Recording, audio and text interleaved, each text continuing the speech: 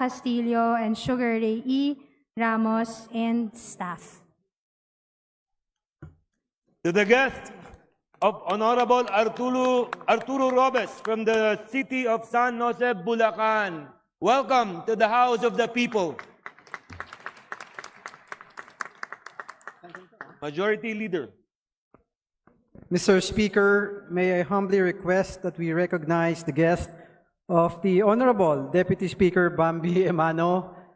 They are Jaira Lou Solis, Provincial Capital IKNB Head, Hazel Akak, MOPH Magsaysay Admin Aid 3, Glory Lee Vosotros, Municipal of Medina, MSWDO, Leia May Manganlag, Municipal of Manticao, ECCD Focal 1, and Barangay Kagawad Teofelo Miguela Hamero Jr. of Barangay Tabok, Municipality of Lagong Long.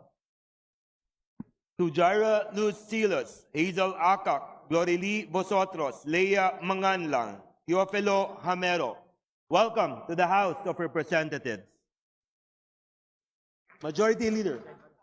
Mr. Speaker, we may acknowledge the presence of guests in the gallery. We have the guests of House Representative Esmael Mangudadato of Maguindanao del Sur, and they are Vice Governor Ustad Sisham Nando, Board Member Kahal Kadtag Alhaj, Board Member Datu Sapak Midtimbang, Board Member Datu Rahib Nando, Board Member by Faugia Mangelen, Board Member Saidali Makakena, Board Member Norodin Ampatuan, Board Member Datu Puti Ampatuan, Board Member Alonto Bangkulit Jr., Board Member Datu Saud Matalam.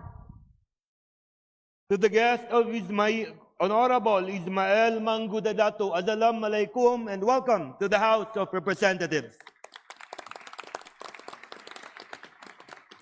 Majority Leader.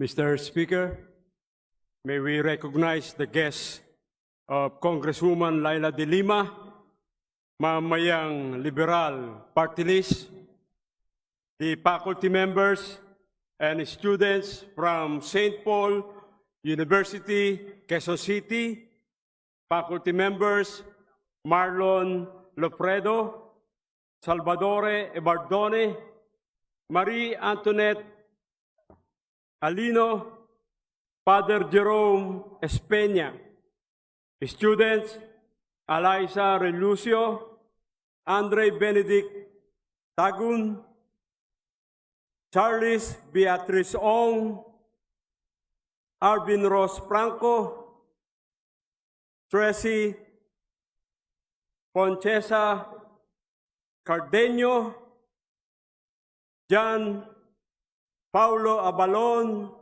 Christine Pay Ubak, Isaiah Timothy Piestada, Hannah Grace Abigail Antipolo.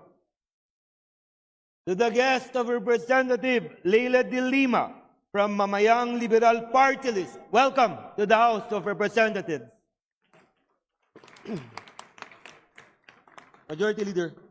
Mr. Speaker, may we recognize the guests of Representative Patricia C. Calderon from Cebuan Electric Cooperative, Attorney Alan Barn Gabiola, General Manager Getulio Z. Orodua, Attorney Abby Claire Golosino, Ms. Tessa Francis T. Aguilar. To the guest of Representative Patricia Calderon from the 7th District of Cebu, maayong pag-abot sa House of Representatives. Majority Leader. Mr. Speaker, may we recognize the guests of Congressman Roman T. Romulo, representative of Lone District, Pasig City.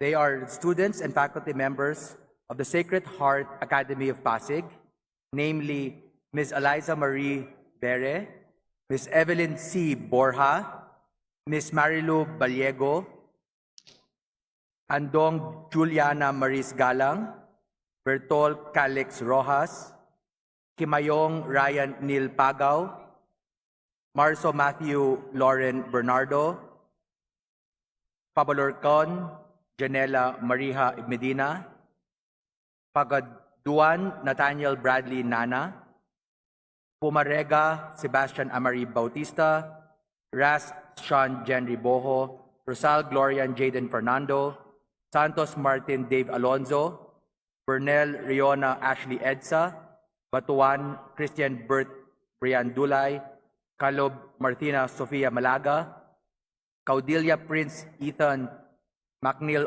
Orlina, Castro Mark Roldan, Kasuga Kian Regala, David Lucas Scott Tabeta, Diaz Naomi Shan Villegas, Domingo Rajas Sofia Santos, Jeronimo Rex Kian Castillo, Gutauto Joaquin Jacob Sule, Hizon Micaela Dagny Marife Baldono, Keith Charles Michael Barba, And Nograles, my pleasure. Majority Leader. Mr. Speaker, there being no other member who wishes to interpolate, I move to refer the speech of the Honorable Magunda Datu to the Committee on Rules for its appropriate action. The speech of the Honorable Ismael Mangudadato is hereby referred to the Committee on Rules. There any objection? There hears none. Motion carried. Majority Leader. Mr. Speaker, I move to recognize the gentleman from the 2nd District of Caloocan City, Representative Edgar R. Erice, to avail of the privilege hour. There any objection? There hears none. Representative Edgar Erice from the 2nd District of Caloocan City. You have the floor, sir. Thank you, Mr. Speaker, mga kasama sa 20th Congress. The Filipinos are confronted with a choice between the devil and the deep blue sea. Iyayanig, lumulubog, nag-aapoy ang buong bayan, hindi dahil sa mga lindol, bagyo o sunog, kundi dahil sa higit na lumalalim na krisis na sumisira at nagpapabagsak sa ating bayan. Our nation is in deep crisis. We must realize that we are facing a political, economic, and moral collapse. At kung patuloy tayong mananahimik, kung magbubulag-bulagan, kung magbibingi-bingihan, at magiging manhid sa kalagayan ng bayan, ang barko ng ating bayan ay siguradong lulubog at malulunod sa hirap at pasakit ang mga mamamayan. Niyayanig tayo ng kabi-kabilang istorya ng korupsyon. Hindi milyon, hindi bilyon, kundi bilyon-bilyon, umaabot pa ng trilyon. Inaakusahan, kasabwat ang mga pinakamatataas na pinuno ng ating bansa, Pangulo, Pangalawang Pangulo, mga senador, tayong mga kinatawan, mga gabinete at marami pang iba. Hindi lang DPWH, kundi halos lahat ng ahensya ng gobyerno, mula nasyonal hanggang lokal, hanggang barangay, pati na sangguniang kabataan. Gawain ng matatanda, natututunan, ginagaya ng mga kabataan, akala nila normal na lang ang katiwalian sa pamahalaan. A degradation of governance, degradation of the values of our people. Nung lumulubog na rin tayo sa utang, halos 17 trilyon na ang national debt as of April 2025. Nung panahon ni FBR, iniwan niya kay GMA ang 2.7 trillion na utang. Si GMA, 5.1 trillion ang iniwan niya kay Pangulong Pinoy. Si Pinoy, 5.9 trillion ang iniwan niya kay Pangulong Duterte. Kay Pangulong Duterte, dumoble ang utang. 12.79 trillion ang iniwan kay Pangulong BBM. At ngayon, sa 3 taon pa lang ni Presidente Bongbong, 16.79 trillion na ang ating utang. Malamang, higitan pa ang utang na iniwan ng nakaraang administrasyon. Ang masakit, karamihan ng utang ay sa korupsyon lang ang kinapupuntahan. From fiscal discipline under President Aquino that resulted in the first ever investment grade ratings from Fitch, Standards and Poor, and Moody's Investment, that Duterte and Marcos administration turned it into a fiscal disaster. The foreign investment inflows that reached $7.08 billion during the Aquino administration were wiped out by the two succeeding administrations. As of 2025, the net outflow in foreign investment total $7 billion. Umalis na po ang mga foreign investors. Ang palitan ng piso sa dolyar halos umabot na ng 60 piso. Bagsak din po ang index level ng stock market to an all-time low. Ngayon po, 5,500 base points. Pati ang mga inaasahang interest na ipon ng mga senior citizen, binuwisan ng 20%. Nangangamba ang mga bankero na magpapalipat-lipat na lang ng depository banks ang mga senior citizens na umaasa sa interest ng kanilang savings para mabuhay. Pati ang dollar deposit from 15 naging 20%, maaring ilabas na ng bansa, mga depositors, ang kanilang dolyar. Rather than rational public policy, the government opted for propaganda, lowering material prices in government construction and scrapping flood control projects. Bagsak ang construction industry, bagsak ang government spending, bagsak ang negosyo, maraming mawawalan ng trabaho. Just last week, the PSA announced that the GDP slowed down to 4%, way below the target of 5.2%. Ang Aquino administration naresolba ang 66,000 classrooms backlogs sa pamamagitan ng pagtatayo ng 180,000 classrooms. Sa ilalim ng Duterte at ng sumunod na Marcos administration, bumalik tayo, 165,000 classrooms na naman ang kakulangan. Inubos ang salapi ng bayan, napunta sa flood control, rock netting, ayuda, at iba pa. We are indeed in crisis.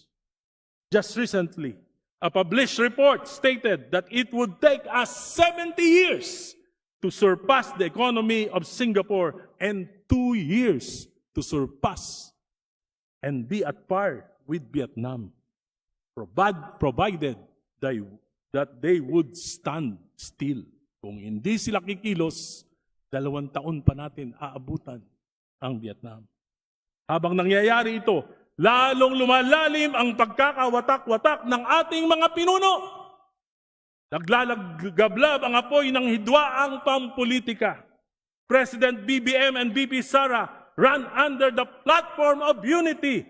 Pagkakaisa raw ang susi sa pagbangon at pagunlad. Pero ngayon, ang kanilang mga kampo, daig pa ang aso at pusa.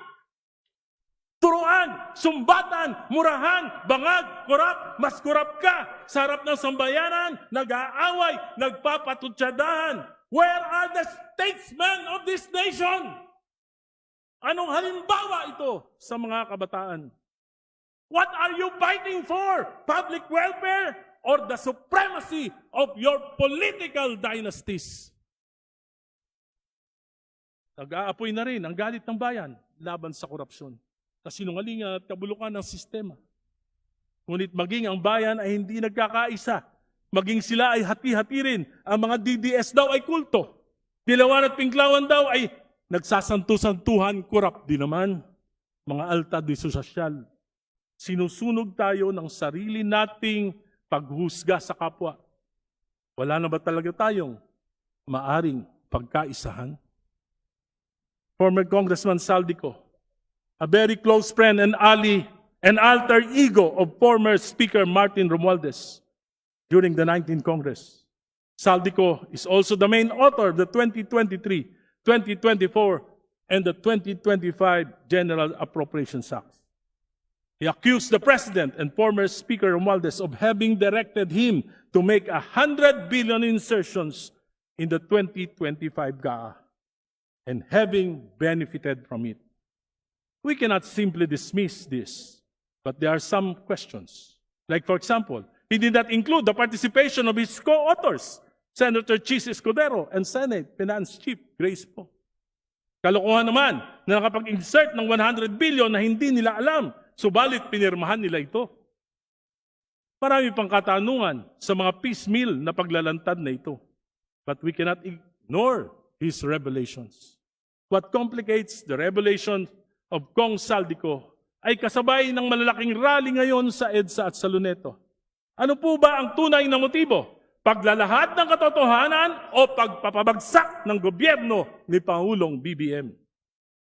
Truth must come out, but the motive should not be extra-constitutional manipulation to remove a sitting president and go beyond constitutional limitations. Saldico, you are a direct participant in these budget manipulations. In fact, I find it hard to believe that you have not benefited from it. Panahon pa ni Pangulong GMA, sikat ka na sa government contracts. But President BBM, you have to come clean. You have to explain it well to the people. Ikaw ang nagsimula ng investigasyon na ito, pero di mo sinasagot kung bakit hinayaan mo na salaulain ng Kongreso ang 2023, 2024 at 2025 GAA.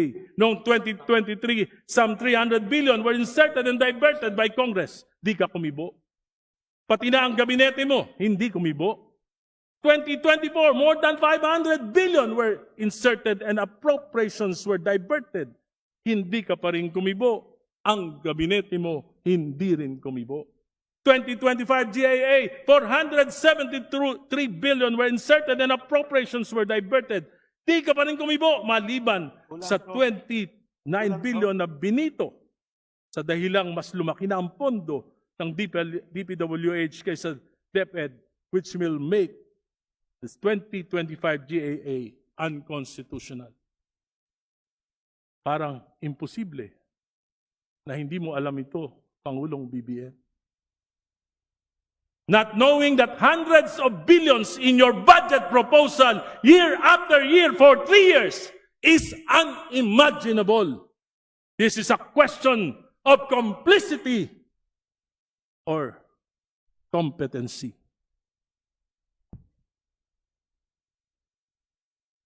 Paano na, bayan ko?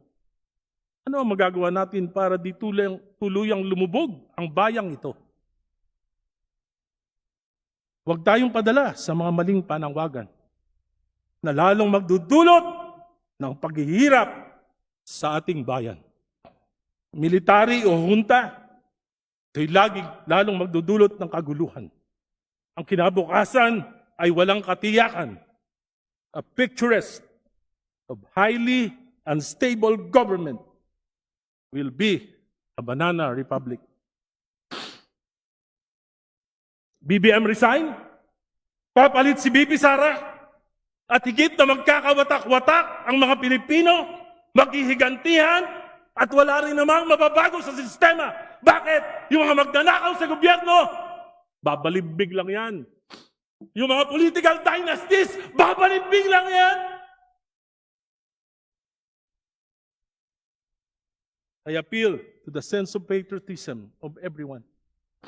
Let us save this country first. No matter how flawed the 1987 Constitution is, we must rely on it to save our democratic life. To save our sinking ship, our leaders must learn to think beyond themselves. PBBM, BP Sara, mga senador, mga kapwa ko kinatawan, higit na bang mahal ang inyong kapangyarihan kaysa sa ating bayan? Tanggapin natin, we are in deep crisis and we are the bigger part of the problem. Hindi sapat ang pagpapakulong ng ilan, hindi sapat ang pagpapalit ng pamunuan. What we need is a change of the system within the framework of the 1987 Constitution. Nagkasala ang Pangulo, pangalawang Pangulo, there is this impeachment process. No shortcuts. Habang ginagawa ito, sabay nating ayusin ang mga ugat ng korupsyon. Kung hindi natin puputulin ang ugat ng korupsyon, ang mga political dynasties na siyang pinakamalaking sanhi ng korupsyon at pag-aabuso, hindi matatapos ang problema. Hindi matatapos ang kahirapan. Hindi matatapos ang katiwalaan. Ang tunay na solusyon, reforma. Kung iwawaksi natin ang pagkagahaman sa kapangyarihan, maaari pa nating mailigtas ang bayan. Within the framework of the 1987 Constitution, we can create genuine change. Naniniklod po ang bayan natin. Tapusin na natin ang palalang political dynasties, ang ugat ng korupsyon, pag-aabuso. Let us pass the enabling law of Article 2, Section 26 of the Constitution. The anti-political dynasty provision that we have ignored for decades simply because of self-interest over national interest. Napakadali po nitong gawin natin kung gugustuhin lang natin. The gentleman is requested to wind up. Pardon, Mr. Speaker. The gentleman is requested to wind up. Can I just request for another 5 minutes? Majority Leader. The sense of this whole speech is in the dispositive portion. So, bababaliwala po yung buong speech kung hindi The maririnig. gentleman has additional 5 minutes. Thank you. Kapag ang kapangyarihan ay umiikot lamang sa ilang pamilya, hindi totoo ang demokrasya. Ito ay ilusyon lamang. Power and wealth are recycled, not redistributed.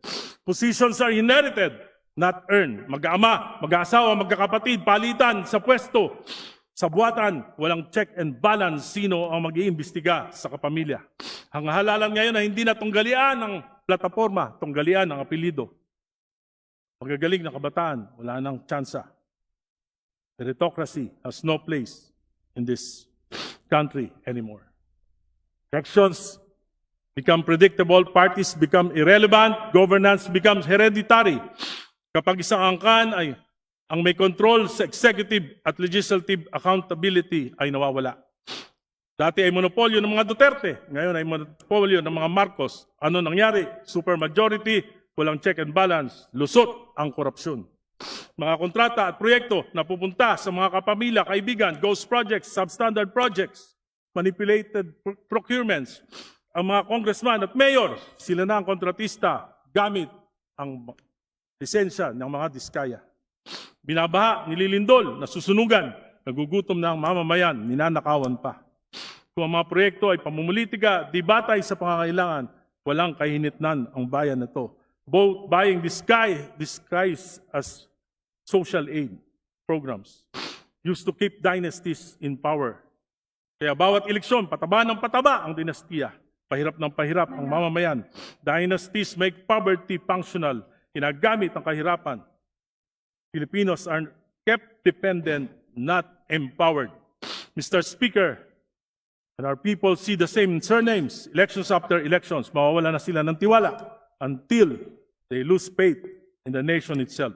Political dynasties destroy party principles. Parties become convenience stores, not ideological but transactional. When I spoke against the war on drugs in 2016, the very people who enabled Duterte do it are the same people who are persecuting him now. Nagbalimbingan lang, nagpalit ng kulay. Cultism has become normal in the Philippines. Isang bagay na kahihiya-hiya sa ibang bansa. Ang mga rara boys ni Pangulong Duterte noon, rara boys ni Speaker Romualdez. Kapalit ang flood control projects. Mr. Speaker, I would like to believe that there is still hope. We can still fight back. We can still move forward. We can still move forward if we will pursue reforms within the framework of the Constitution. So I dare say, President Marcos, your family has benefited, so been blessed by the Filipino people. You were able to come back after your father's 21 years rule. VP Sara, you and your family have been so blessed by the continued support of the Dabaweños and many Filipinos, distinguished senators of the Republic, you have been blessed. Marami sa inyo. Buong pamilya, senador na, tatay na bilyar, nanay na bilyar, mga anak na bilyar, may subdivision na, may mining pa, may daang hari na, may prime water pa, tama na, sobra na. Mga negosyo nyo, utang nyo sa bayan, mga kasama ko sa Kamara, sinasamba tayo, ng mga kababayan natin, pinagkatiwalaan tayo, mahiya naman tayo sa kanila sa nangyayari sa bayan natin. Mr. President, Vice President, distinguished senators, my dear colleagues, mahiya naman tayo sa mamamayang Pilipino. The only way forward is through genuine political reforms. Though painful, though against self-interest, it's the only way to save our nation. At tayo lamang makakapagbigay nito sa mamamayang Pilipino, maaari ba pagkaloob na natin sa kanila ngayong Kapaskuhan? I call on President BBM, include these reforms in your legislative agenda and certify them as urgent. I call on Vice President to support this. I call on Congress to enact this. Number one, a strong anti-political dynasty law implementing Article 2, Section 26 of the Constitution. Bawasan ang taba, bawasan ang kasopangan, lugmok na ang bayan. Number two, an anti-turncoatism law to build real and principled political parties. Tapusin na ang balimbingan. A campaign finance reform law to level the electoral playing field.